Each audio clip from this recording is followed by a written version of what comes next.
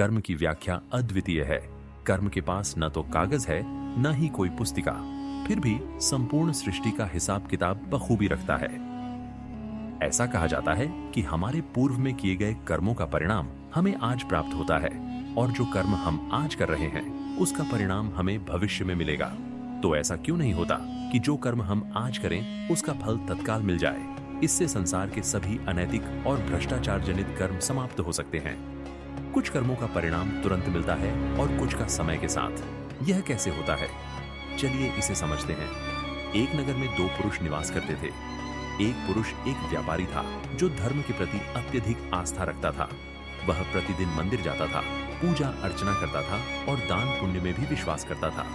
उसके जीवन का आधार सदैव दूसरों की सहायता और ईश्वर की पूजा थी। वहीं दूसरा पुरुष पूरी तरह विपरीत था। वह भी मंदिर जाता था, परंतु पूजा करने के लिए नहीं, बल्कि मंदिर के बाहर से लोगों के जूते चप्पल चुराने। उसे न दान पुण्य से कोई मतलब था, न ही ईश्वर में विश्वास। समय बीतता गया। एक दिन भारी बारिश हो रही थी। मंदिर लगभग खाली था, बस पुजारी ही मौजूद थे। इस अवसर का लाभ उठाने के लिए दूसरा पुरुष मंदिर का सारा धन चुराने की योजना बनाने लगा। उसने बिना किसी को देखे मंदिर के अंदर प्रवेश किया और चुपचाप सारा धन चुरा लिया। उसी समय धर्म कर्म में आस्था रखने वाला पहला पुरुष भी मंदिर पहुंचा। दुर्भाग्यवश पुजारी ने उसे ही चोर समझ लिया और जोर जोर से चिल्लाने लगा। लोग एकत्र हो गए और उसे पीटने लगे। किसी तरह वह वहां से बचकर निकला, लेकिन बाहर आते ही एक गाड़ी से टकरा गया और घायल हो गया। कुछ समय बाद जब उसे होश आया तो वह लंगड़ाता हुआ अपने घर की ओर चल पड़ा। रास्ते में उसकी भेंट उस व्यक्ति से हुई जिसने मंदिर का धन चुराया था। वह आदमी हंसी में बोला, आज मेरी तो किस्मत खुल गई, इतनी दौलत हाथ लग गई। ये सुनकर उस भले आदमी का दिल टूट गया। वह घर जाकर भगवान की सभी तस्वीरें हटा दी। वह चोर तो अपने जीवन में चोरी करता रहा, जबकि भले आदमी को लगातार कठिनाइयों का सामना करना पड़ा। कुछ सालों बाद दोनों की मृत्यु हो गई। जब वे यमराज की सभा में पहुंचे तो उस भले पुरुष को बहुत क्रोध आया। उसने गुस्से में यमराज से पूछा, मैंने हमेशा धर्म के मार्ग पर चलकर अच्छे कर्म किए, फिर भी मुझे इतनी कठिनाइयों का सामना करना पड़ा, जबकि वह चोर मौज में रहा। ऐसा क्यों?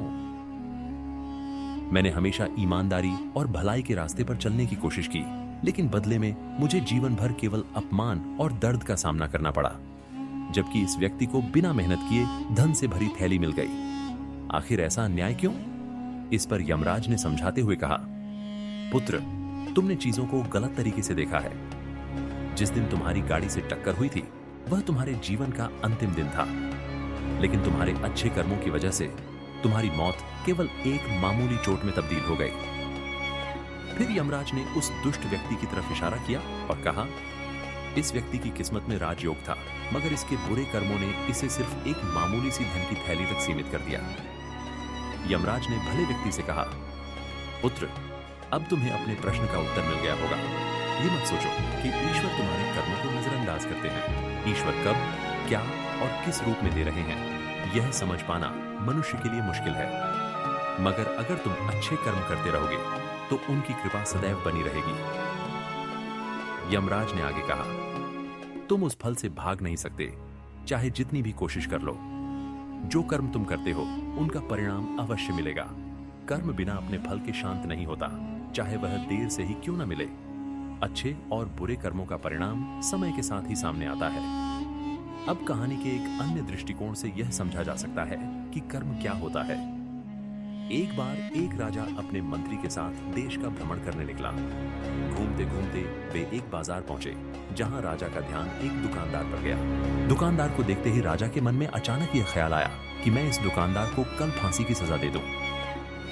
राजा ने यह विचार अपने मंत्री को बताया, लेकिन मंत्री कुछ कह पाता इससे पहले राजा आगे बढ़ गया और दूसरी बातें करने लगा। मंत्री बहुत चिंतित हो गया। वह यह समझ नहीं पा रहा था कि राजा ने दुकानदार के बारे में ऐसा निर्णय क्यों लिया, जबकि उस दुकानदार ने कोई गलती नहीं की थी। राजमहल लौटने के बाद मंत्री रात भर सो नहीं सका। सुबह होते ही वह साधारण प्रजा का रूप धरकर उस दुकानदार के पास गया और पूछा, तुम क्या बेचते हो?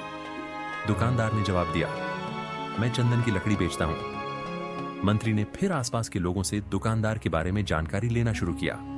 सभी ने बताया कि दुकानदार बहुत कम बोलता है और हमेशा उदास रहता है। मंत्री को अब कुछ समझ में आने लगा। उसने फिर दुकानदार से पूछा, तुम हमेशा दुखी क्यों रहते हो? दुकानदार ने कहा, मैं इसलिए दुखी रहता हूं क्योंकि लोग मेरी दुकान पर आते हैं, चंदन की लकड़ी सूंघते हैं, उसकी तारीफ करते हैं, कहते हैं कि इसकी खुशबू बहुत अच्छी है, लेकिन खरीदते नहीं हैं। दुकानदार ने गहरी निराशा से मंत्री से कहा, लोग मेरी दुकान पर आते हैं, चंदन की लकड़ी की खुशबू लेते हैं, लेकिन कोई भी खरीदने को तैयार नहीं है। यही वजह है कि मैं हमेशा दुखी रहता हूं। मंत्री उसकी व्यथा सुनकर खुद भी भावुक हो गया। दुकानदार की निराशा स्पष्ट थी। किसी भी व्यापारी के लिए इससे बड़ा दुख क्या होगा कि उसकी दुकान का सामान बिके ही नहीं, जबकि उसमें कोई खामी भी ना हो। मंत्री मन ही मन सोचने लगा, यह आदमी तो अपने निजी दुखों में डूबा है, लेकिन राजा इसे फांसी क्यों देना चाहते हैं? इस सवाल का उत्तर मुझे अब तक नहीं मिला है। मंत्री ने फिर दुकानदार से पूछा, भाई, अगर तुम्हारी सारी चंदन की लकड़ियां ऐसे ही पड़ी रह जाएं, तो तुम क्या करोगे?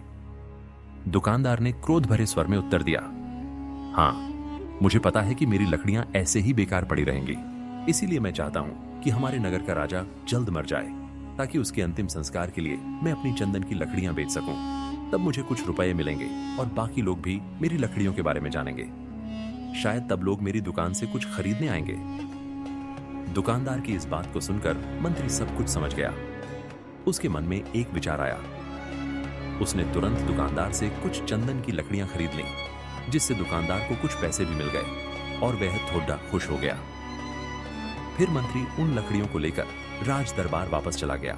दरबार में पहुंचकर मंत्री ने वे चंदन की लकड़ियां राजा के सामने रख दी और कहा, महाराज, ये चंदन की लकड़ियां उसी दुकानदार ने आपको उपहार स्वरूप दी हैं, जिसे आप फांसी देने का विचार कर रहे थे। राजा ने चंदन की खुशबू ली और अत्यंत प्रसन्न हो गए। उन्होंने कहा, यह लकड़ियां तो बहुत ही सुगंधित हैं। इस अनूठे उपहार से मैं बहुत खुश हूं। राजा ने मंत्री को कुछ स्वर्ण मुद्राएं दी और कहा, जाओ, इन स्वर्ण मुद्राओं को उस दुकानदार को इनाम में दे आओ और उसे यह भी बताओ कि आज से हर बार जब भी हमें चंदन की लकड़ी की आवश्यकता होगी, वह उसकी दुकान से ही खरीदी जाएगी। मंत्री के चेहरे पर मुस्कान आ गई, क्योंकि अब उसे पूरा यकीन था कि राजा के मन से उस दुकानदार को फांसी देने का विचार समाप्त हो चुका है। अब तो हर बार राज दरबार के लिए चंदन की लकड़ियों का इंतजाम वही दुकानदार करेगा। मंत्री उन स्वर्ण मुद्राओं को लेकर दुकानदार के पास लौट गया। उधर राजा इस विचार में डूब गए कि वह दुकानदार वास्तव में अच्छा इंसान है।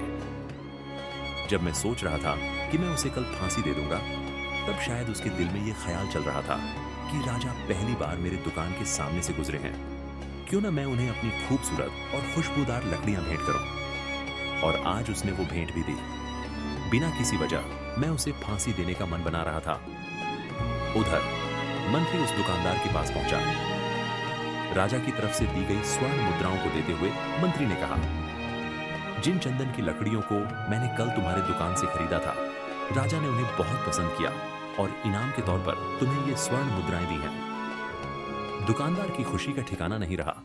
साथ ही मंत्री ने उसे यह भी बताया कि अब से जब भी राज दरबार को चंदन की लकड़ियों की जरूरत पड़ेगी, सारी लकड़ियां तुम्हारी दुकान से ली जाएंगी। दुकानदार मंत्री की बात सुनकर बेहद प्रसन्न हुआ।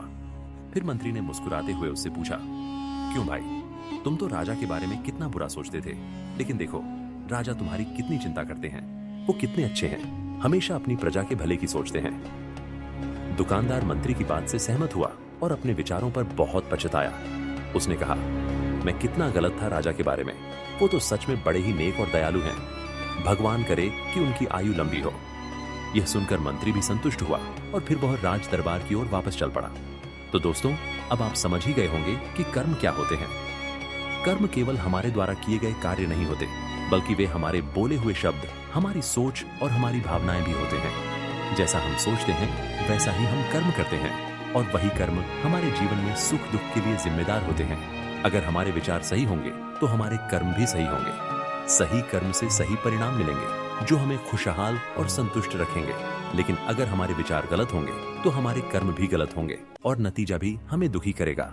इस कहानी ने हमें यह सिखाया कि यदि हमारी सोच सही और शुद्ध होगी तो हम सही फैसले लेंगे और सही फैसले से किए गए कर्म हमें सुखी और सफल बनाएंगे। वहीं अगर हमारे विचार दूषित होंगे तो गलत फैसले लेंगे, जिससे हमारे कर्म भी गलत होंगे और नतीजा भी दुखदायी होगा। तो दोस्तों, कैसी लगी आपको ये कहानी, हमें कमेंट में जरूर बताएं। अगर आपको ये कहानी पसंद आई हो तो हमारे चैनल को सब्सक्राइब करना ना भूलें। मिलते हैं अगली बार एक नई कहानी के साथ। तब तक अपना ध्यान रखें। धन्यवाद और नमो बुद्धाय।